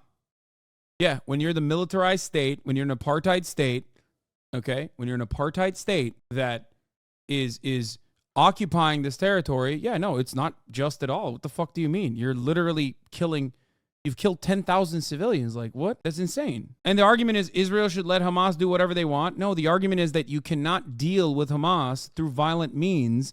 This is a reality that every single person fucking understands. Okay? The only people that refuse to reckon with this reality are those who cynically want to hide their ethnic cleansing campaign and their permanent annexation of parts of Gaza. Please, you can't deal with Hamas through nonviolent means, though. Please read a singular book on the matter to come to the conclusion that Hamas is an invention of, and I don't mean like the classic Israel paid for Hamas to be more powerful or whatever. Hamas is completely the fault of Israel, not because it was originally funded by Mossad or anything like that, okay? It is completely the fault of Israel because of its increasingly violent means of maintaining an apartheid state, okay? What terrorist group was stopped with nonviolence? ANC, IRA, every terrorist group that has fought against colonial occupation has been stopped with nonviolence. There has never been an instance where a terror group has been stopped permanently through violence. You are wrong. You have always been wrong, and you are wrong on this one too. ANC in South Africa, IRA in Ireland, militant groups in Algeria. The only time Viet Cong, FLN in Algeria, Viet Cong in Vietnam. Al-Qaeda was stopped with violence. ANC is a good example, though. You're wrong. Al-Qaeda was not stopped with violence. Al-Qaeda still operates. We arm Al-Qaeda right now. We have been arming Al-Qaeda because Al-Qaeda is a Saudi invention. And we literally currently arm Al-Qaeda in Yemen. Or, well, I guess that's been scaled back. Viet Cong, ANC, and the IRA were not stopped. They won. The fuck? Okay. Great example. There you go. They won. Exactly. How did they win? Because the occupying force retreated. The occupying force retreated. The ANC, again, Hamas winning is genocide, methinks. No, you think's wrong. The Taliban won as well. So how did that work? They were not stopped in any way. You're admitting that I'm right. And also, Hamas winning is genocide, methinks, is a silly argument because you know what's genocide? What Israel is doing right now. Ultimately, militancy is no longer a necessity in post-colonial movements once the colonial apparatus is dismantled. Historically speaking, Hamas is something you have to deal with politically, not through violent means. And you don't need to go that far to understand this. You want to know why? One, because their leadership is not even in fucking Gaza. So that's number one. And two, more importantly, perhaps, look to every single other siege that Israel is engaged in. Okay? You can tell this person is a burden to have a conversation with to everyone in their life. Yeah, he said, methinks. If you check the citation, Ben includes 500 soldiers and the number of 1,500 civilians, the opposite of a civilian, for fuck's sake. It doesn't matter. Okay, 500 soldiers and then what? 1,000 civilians. It's still not appropriate. The white genocide in South Africa after the ANC victory was wild, right? Oh, wait, that never happened. I mean, oh, God, don't bring in the fucking white nationalists in here. They're going to start fucking crying about white genocide. You're going to go over this, brother? I would like to know your thoughts. What? As the only Jewish member of Michigan's congressional delegation, I have reached out to work Arab and Muslim constituents who I know are feeling fear and anguish right now, and I've tried to reflect that empathy on my approach to this crisis. I ask the same of Representative Rashida. The phrase from the river to the sea is one of division and violence. It is counterproductive. Yeah, dude, I don't care. I'm sorry. This is completely fucking ridiculous, dude. You said free Palestine, and that scares me because I misunderstand it, and I think that it means like I've come up with a new. I know you're Palestinian, okay, but I don't trust your argument for what you are saying is how you get emancipation. I think it's a different secret thing that I decided. So all of a sudden, you have to abide by my understanding of your own emancipatory slogan. The fuck do you mean? It's a dog whistle? Yeah, if you're a racist piece of shit, yeah, it is a dog whistle. Anything is a dog whistle. Hamas says free Palestine. That actually, methinks, is also genocidal. Sorry, methinks that's genocidal. So you have to abide by my standards. Like, get the fuck out of here. Can you devil's advocate this argument? What do you mean? Want me to steal, man, from the river to the sea being genocidal? Is that what you want? I mean, I can do that. It's a dog whistle the way BLM was a dog whistle to racists. Yes, the problem is, in this circumstance, like, claiming that like all Jewish people are afraid of from the river to the sea is already a misnomer. It's not true. Jewish people say from the river to the sea, Palestine will be free. It's a dog whistle in the same way that dumb diabetic Amerifats think Allahu Akbar is a dog whistle. Suck my dick. Okay? Oh, I'm sorry, dude. Oh, shit. Do a bunch of fucking stupid racist Amerifats think Allahu Akbar or Inshallah is a dog whistle to say death to America? Well, I guess you can't say that anymore then. Like, what are we doing? Why is the standard being set by those who are trying to defend the apartheid state? Like, what the fuck? Wow, dude, that's crazy. I've seen 1,000 messages from people who are like, actually, sweaty.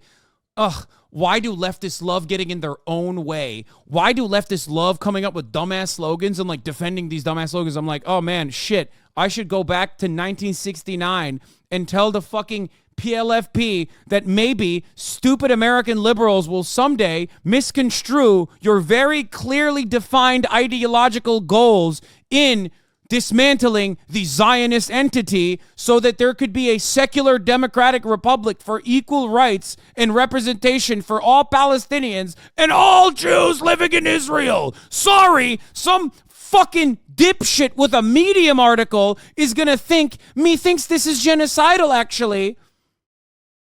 Like, what the fuck are you saying? And it's funny because, like, plenty of people say Free Palestine is also anti-Semitic.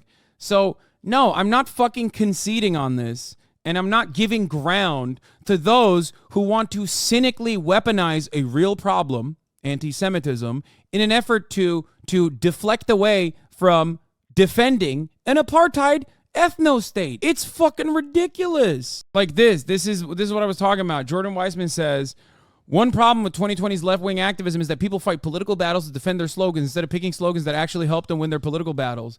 Like, dog, this isn't 2020's left-wing activism, you fucking idiot. What are you talking about? Like, what is the optics argument here? What optics argument are we talking about? Like, what do you mean?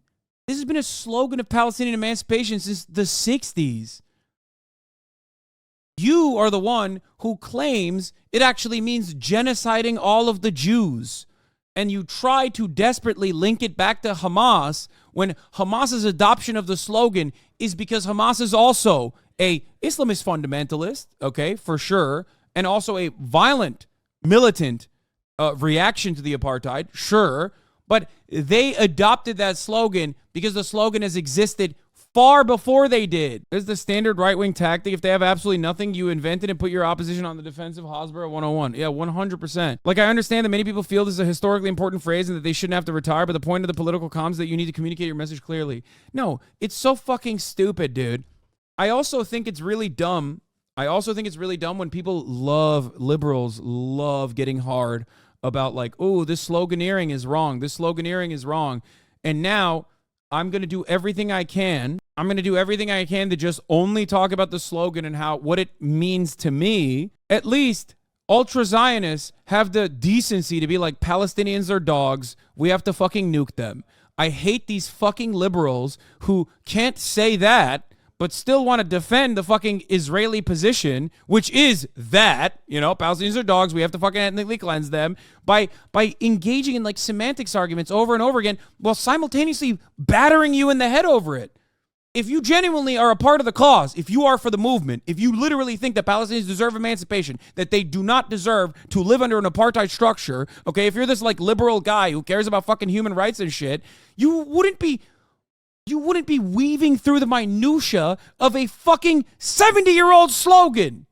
Not 70, but like 50-plus-year-old slogan. It's so stupid. The other side is so fucking stupid when you got Yoav Gallant, the defense minister, calling Palestinians human animals. When you have fucking Benjamin Netanyahu's Likud party charter literally saying from the river to the sea that this belongs to Israel and the Jews, okay? This entire area belongs to Israel and the Jews, and nobody's fucking talking about any of that shit. It's always constantly trying to argue against those who are arguing for Palestinian emancipation from a cowardly way that you can't fucking actually defend a position, so you just move on to, like, the sloganeering. Like, as though if Palestinians said, we would like to no longer, this is the new slogan, okay? From the river to the sea, it would be nice if we had a secular a democratic republic where we would be allowed to have a two-state solution, and then also on top of that, the West Bank settlements would not expand, and also maybe they would peacefully leave the West Bank settlements so we could have our own land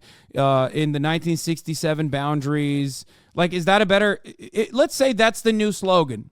Okay, a slogan is just a slogan. It's not what the fucking actual words are. Stop trying to bastardize the actual fucking words. But, like, if that was the slogan, do you think Netanyahu would be like, oh, shit. Guys, it was the slogan. That's why I killed 10,000 Palestinians. That's why I killed almost 4,000 children. Fuck, if I knew that there was a new slogan, I wouldn't fucking do all of this. Except I know that that's not the case. You want to know why? Because the very same people that fucking complain about From the River to the Sea also complain about Free Palestine. They say Free Palestine is also something that Hamas has said, which means free Palestine also means killing all the Jews. It's ridiculous. Don't fall for this fucking bait. All of these arguments over semantics are a means of distraction and deflection. Israeli, I did not know what the free Palestine from the river to the sea meant and was psychologically suggested that it's anti-Zionist. I came here, heard what the term means for people who use the term and understood. I don't know why that's so fucking complicated for my people to do. Of course, I know why, though. You get my point. Yeah, I mean, but for Israelis to fucking have this opinion is one thing, but American liberals who fucking sit there and are like, oh, I hear you, I see you Palestinians, it's really wrong what's going on. 4,000 children, that makes me very sad. But if only you fix the slogan. That's what is completely and utterly ridiculous. Okay? If you were born into Israeli propaganda from the jump, of course you're going to be like, oh, dude, they want to kill all the Jews. Obviously, that's what I've heard my entire life. That's what I've been educated on my entire fucking life. Why? Because you have to be educated on that in order to never revolt against the repulsive actions of an apartheid regime. Yeah, the slogan is why white people didn't support BLM. Exactly. The slogan is not the reason why white people didn't support Black Lives Matter. It was racism. Okay? White supremacy is the real reason why white people did not support Black Lives Matter. Some cowardly liberals tried to make that exact same argument against Black Lives Matter, though. Why can't they use a better one? And then they go to fucking defund the police. They talk about all of these other slogans. It's like, dude, you know what the people's opinion is behind slogans. What are we? We have become a nation of marketing degrees. And that's the real problem. Everyone's got a fucking dumbass marketing degree, and they just want to like make that work. Like as though if we find the perfect legally permissible, morally permissible slogan that has like, that leaves nothing to question, then magically the 75-year occupation will perish. Okay? The 75-year Palestinian plight will magically perish overnight.